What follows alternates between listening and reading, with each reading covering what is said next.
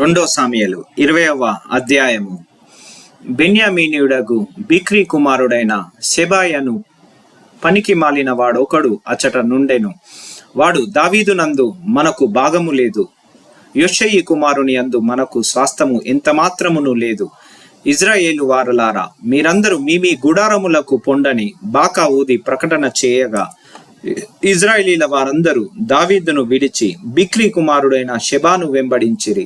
అయితే యోర్దాను నది నుండి యెరూషలేము వరకు యూదావారు రాజును హత్తుకొనిరి. దావీదు యెరూషలేములోని తన నగరికి వచ్చి తన ఇంటికి తాను కాపుగా నుంచిన తన ఉపపత్నులైన 10 మంది స్త్రీలను తీసుకొని వారిని కావలిలో ఉంచి వారిని పోషించుచుండెను గాని వారి యొద్దకు పోకుండెను.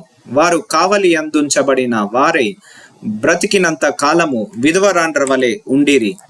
తరువాత రాజు అమాషాను పిలువనంపి 3 దినములలోగా నీవు నా దగ్గరకు యూదా వారినందరినీ సమకూర్చి ఇక్కడ హాజరు కమ్మని ఆజ్ఞాపించగా, ఆమాష యూదా వారిని సమకూర్చుటకై వెళ్ళిపోయెను. అతడు ఆలస్యము చేసినందున అతని నిర్ణయించిన కాలము మీరిపోయినప్పుడు దావీదు అబీషైని పిలువనంపి, బిక్రీ కుమారుడైన షెబా అబ్షాలోము కంటే మనకు ఎక్కువ కీడు చేయును. వాడు ప్రాకారములు గల పట్టణములలో చొచ్చి మనకు దొరకకపోవునేమో గనుక నీవు నీ ఏలిన వాని సేవకులను వెంటబెట్టుకొని పోయి వాణ్ణి తరిమి పట్టుకొనుమని ఆజ్ఞాపించెను. కాబట్టి యోవాబు వారును కెరేతీయులను పిలేతీయులను బలాఢ్యులందరూ అతనితో కూడా యెరూషలేములో నుండి బయలుదేరి బిక్రీ కుమారుడగు షెబాను తరమబోయిరి. వారు గిబియోనులో ఉన్న పెద్ద బండ దగ్గరకు రాగా అమాషా వారిని కలియవచ్చెను.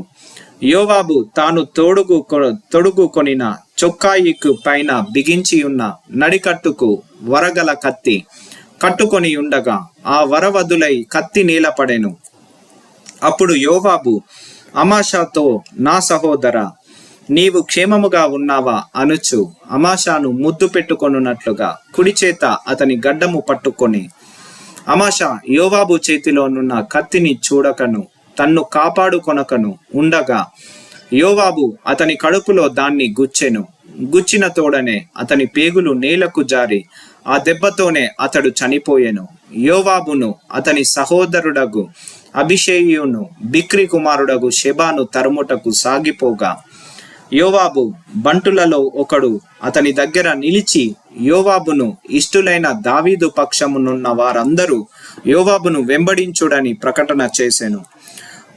అమాషా రక్తములో పొర్లుచు మార్గమున పడియుండగా అచ్చోటికి వచ్చిన జనులందరూ నిలిచి ఉండుట ఆ మనుష్యుడు చూచి అమాషాను మార్గము నుండి చేనిలోనికి లాగి మార్గస్థులందరూ నిలిచి తెరిచూడకుండా శవము మీద బట్ట కప్పెను.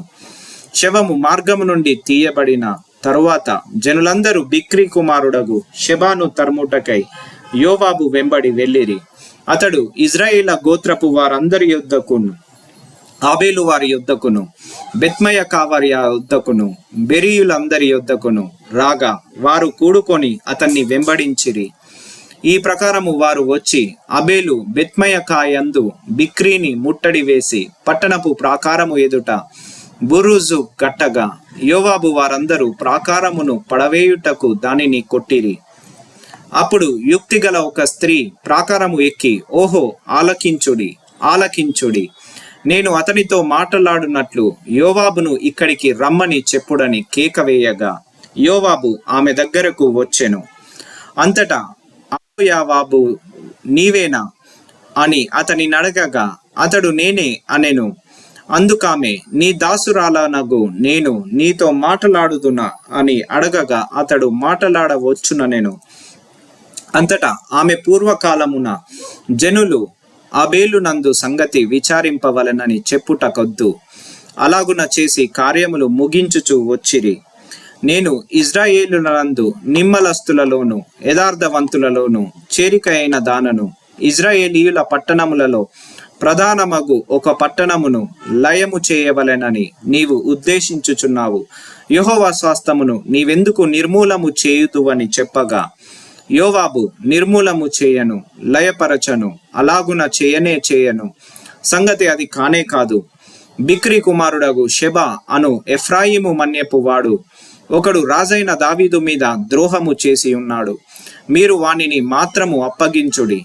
తోడనే నేను ఈ పట్టణము విడిచిపోవుదునని చెప్పగా, అమ్మో, ఆమె యోవాబుతో చిత్తము వాని తల ప్రాకారము పైనుండి పడవేయబడునని చెప్పిపోయి తాను యోవాబుతో పలికిన యుక్తిగల మాటలను జనులందరికీ తెలియజేయగా, వారు బిక్రీ కుమారుడగు షెబా యొక్క తలను ఛేదించి యోవాబు దగ్గర దాన్ని పడవేసిరి. కాగా అతడు బాకా ఊదించిన తరువాత జనులందరూ ఆ పట్టణమును విడిచి ఎవరి గుడారములకు వారు పోయిరి. యోవాబు యెరూషలేమునకు రాజునొద్దకు తిరిగి వచ్చెను.